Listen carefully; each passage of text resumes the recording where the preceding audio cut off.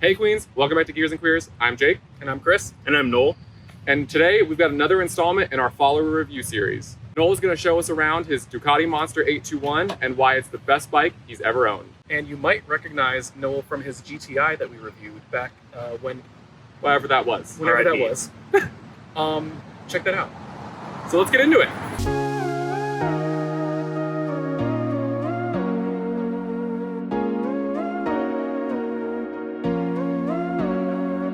This is my Ducati Monster M821. I've had this bike for about 8 months now. It's my third motorcycle, and if you don't know, Ducati Monster, the Monsters make up half of Ducati's motorcycles. The other half are sport bikes, touring bikes, a few other one-offs that they have.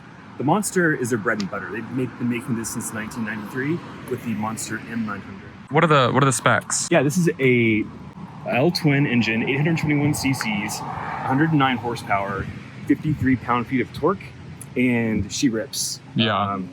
She pulls pretty hard. I took her to the mountains yesterday on a 325-mile ride, and that was a lot of fun. Is it comfortable for that long? It's comfortable for about half of it. The seat, it's okay. You're a little cramped up on the riding position, but I think after a while, you just kind of get used to it. You either cut your ride short or you keep going. She's a great bike, a great all-arounder, great for going in the city. You can take her up to the mountains for like a kind of... Little sprint? Yeah, a little sprint. What did you own before this? Before this, my first bike was a Honda CBR 250R, and then the one before that was a Yamaha FZ07. So this is my third bike. I've been riding for like 3.5 years. Cars are my passion, but motorcycles are The second. the second. They're probably equal. This thing, it's really fun. I don't know what to say about it. It's just a great all-rounder bike. Twin exhaust. This is a stock exhaust. I probably don't want to upgrade this because it sounds really good. It's a little on the heavier side, but it sounds fantastic. How hot does it get in traffic? Too hot, 225 degrees. In the summer, if you're like in stop and go traffic, it'll roast you, but you just got to keep moving. What makes the Ducati Monster? Like what's specific about it? Yeah, the Ducati Monster is basically a part spin bike.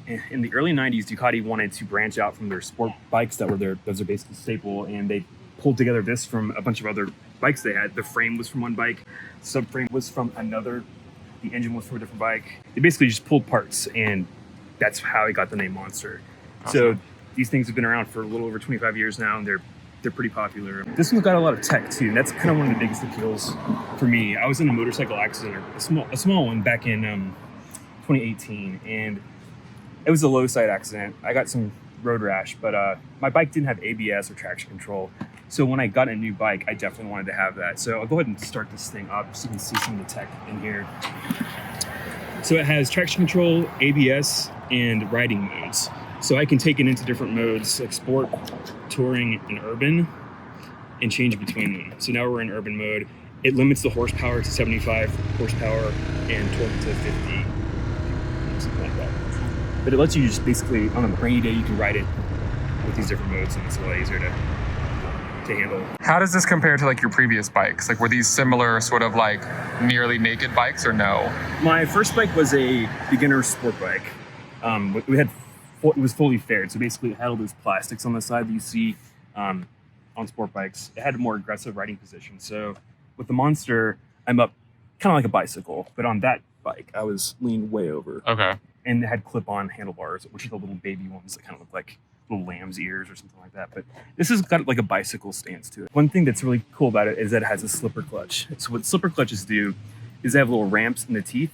So as you downshift, you don't necessarily have to rev match the bike to keep the tire from shattering. Basically, you can just downshift and the bike handles that by pushing those clutch plates apart.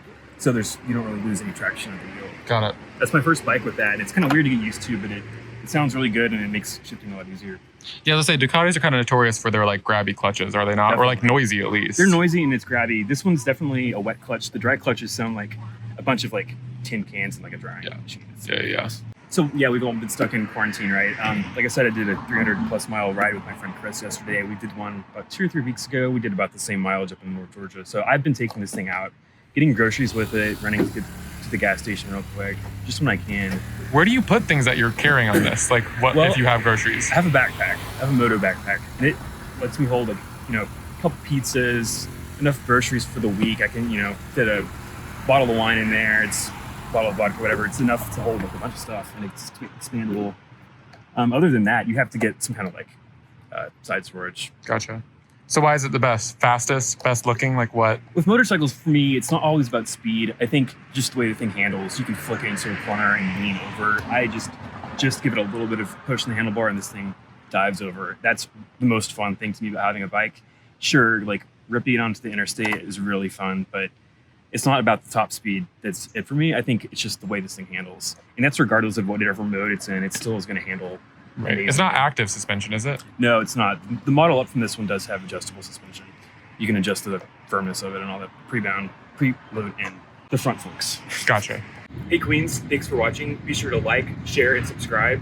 And thanks to Chris and Jake for reviewing my amazing Ducati Monster 821. Bye!